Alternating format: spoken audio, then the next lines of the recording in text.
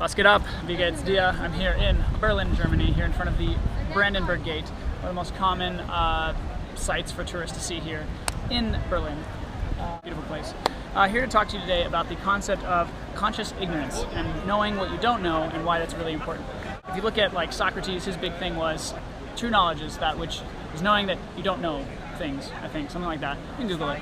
But that was his big thing, is conscious ignorance and knowing you don't know a thing.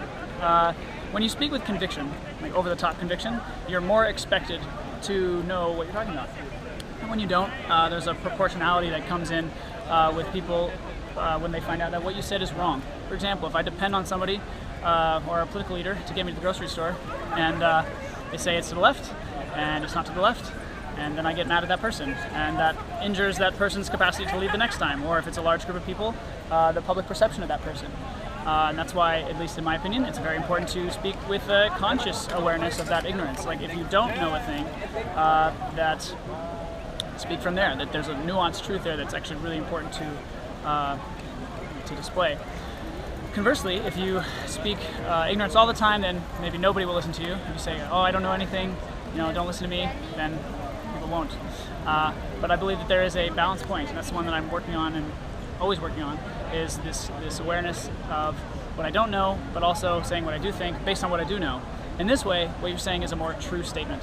And the reason that's important is because the more truth you can actually spout, like when I say truth, it's like you can't prove it wrong because it's based on what you think. If you're saying it, I think this because of this stuff that may or may not be this, that's a more true statement than saying the grocery store is always to the left. In every case, it will always be to the left. You just can't possibly prove that. But yeah, so that's basically the topic I wanted to bring up, why conscious ignorance is important. The more conviction that you throw into a thing, not knowing that you don't know what you're talking about, it comes back to bite you, definitely when you're saying about things on the internet, and as well as if you're a political person, people expect more from you. And that's just something I've seen throughout my time in travel and life. But yeah, so with that said, I'm going to be heading out to my next destination, which is Prague. Yes, Prague. And with that said, see you guys next time.